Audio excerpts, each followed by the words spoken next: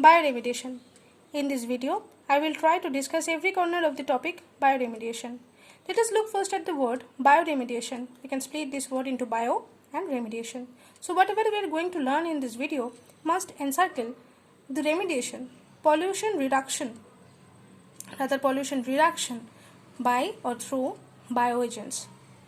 It is a pollution treatment process. Bioremediation is the use of microorganisms, bacteria or fungi to degrade the environmental contaminants into less toxic form. Remember, to less toxic form, not total. How can we monitor this bioremediation? The process of bioremediation can be monitored indirectly.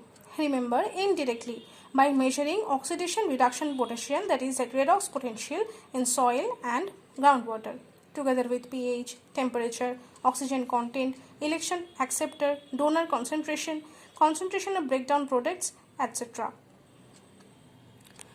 Bioremediation strategies mainly of two types. Number 1, in situ bioremediation strategy, and number 2, ex situ bioremediation strategies. In situ. Let's discuss about in situ first. In situ bioremediation strategies involves treatment of the contaminant material at the site.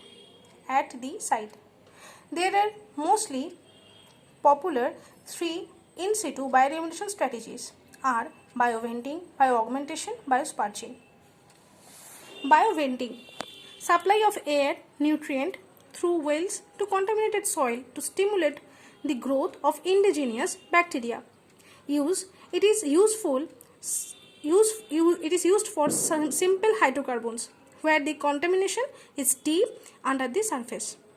Bioaugmentation, microorganisms are imported to a contaminated site to enhance degradation process.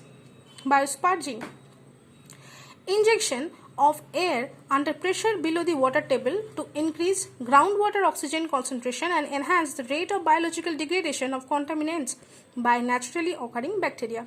I repeat, injection of air under pressure below the water table to increase groundwater oxygen concentration and enhance the rate of biological degradation of contaminants by naturally occurring bacteria.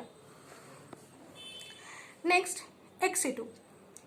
It involves the removal of the contaminated material to be treated elsewhere, not at the site, elsewhere. Four most popular ex situ bioremediation strategies are biopiles, bioreactors, land farming and composting. What is biopiles? It is a hybrid land farming and composting. Essentially, engineered cells are constructed as aerated composted piles. Typically used for treatment of surface contamination with petroleum hydrocarbons. Treatment of surface contamination with petroleum hydrocarbons. Bioreactor, it involves the process of contaminated solid material like sludge, sediment, soil or water through an engineered containment system. Land farming, contaminated soil is excavated and spread over a prepared bed and periodically tilled until pollutants are degraded. The goal is to stimulate indigenous biodegradative microorganisms and facilitate their aerobic degradation of contaminants. Number 4 is composting. You can take a screenshot of composting. It is a very popular and most attractive topic of every competitive college, school examinations. I have written it like a short note. Composting. It is a biological process in which microorganisms, mainly fungi, bacteria, decompose degradable organic waste into humus-like substance in the presence of oxygen. Mind it, degradable organic wastes. The finished product looks like soil, rich in carbon, rich in nitrogen, excellent medium for growing plants. Other utilities are, it increases the soil's ability to hold water, makes soil easier to cultivate. It recycles the nutrients and returns them back to the soil as nutrients. Apart from being clean, cheap, safe, composting can significantly reduce the amount of disposable garbage. Let us discuss about genetic engineering approaches for bioremediation. The most popular is phytoremediation. We use plants to remove contaminants from soil and water. Earlier, we have learned how bacteria and fungi are being used for bioremediation. Now we are using plant. Most popular 5 types of genetic engineering approaches. They are phytoextraction or phytoaccumulation, phytostabilization, phytotransformation or phytodegradation, rhizo-degradation, rhizo-filtration. First, phytoextraction. What is phytoextraction? Phytoextraction or phytoaccumulation is the process by which plants accumulate contaminants into the root and above ground shoots or leaves. Phytostabilization.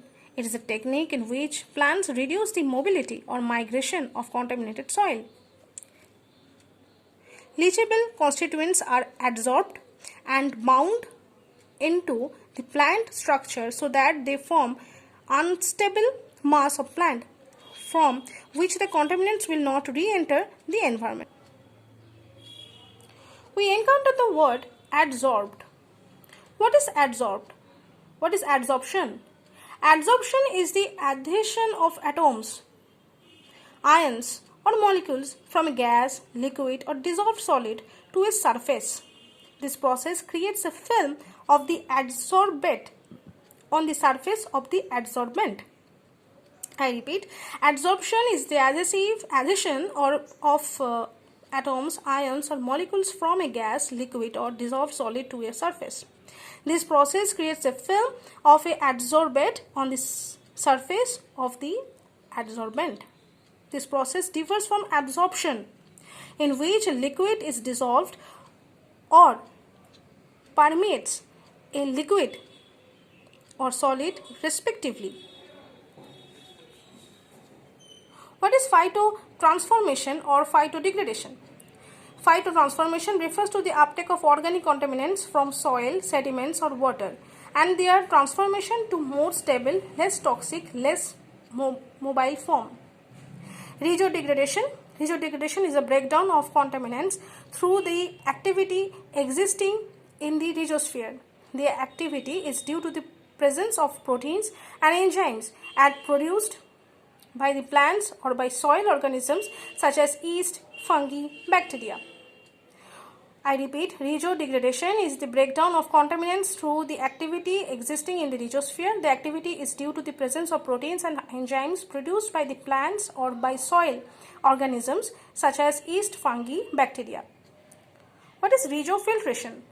Rhizo-filtration is the water remediation technique that involves the uptake of contaminants by plant roots. It is used to reduce contamination in natural wetlands and estuary areas. What is mycoremediation?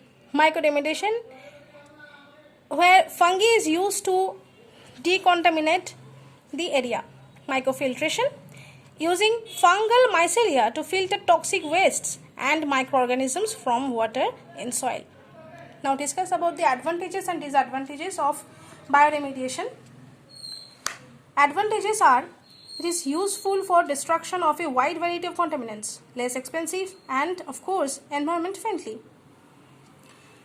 And the disadvantages are: it is limited to those compounds which are biodegradable. It is a huge limitation of bioremediation. Not all compounds are susceptible to rapid and complete degradation, often highly specific. Difficult to extrapolate from bench or pilot scale studies to full scale field operation. Longer time than other treatment process. So, here we have discussed the bioremediation, definition, monitoring, bioremediation strategies, in situ strategy, ex situ strategy, types of strategies, bioventing, bioaugmentation, biosparging, and ex situ, biopiles, bioreactors, land farming, composting, utility, genetic engineering approaches, phytoremediation, phytoextraction, phytoaccumulation, phytostabilization, phytotransformation, phytohydration, phytodegradation, rhizo-degradation, rhizo-filtration, mycoremediation, mycofiltration, advantages and disadvantages. If you like the video, please hit the like button, subscribe to my channel, and like, share, comment.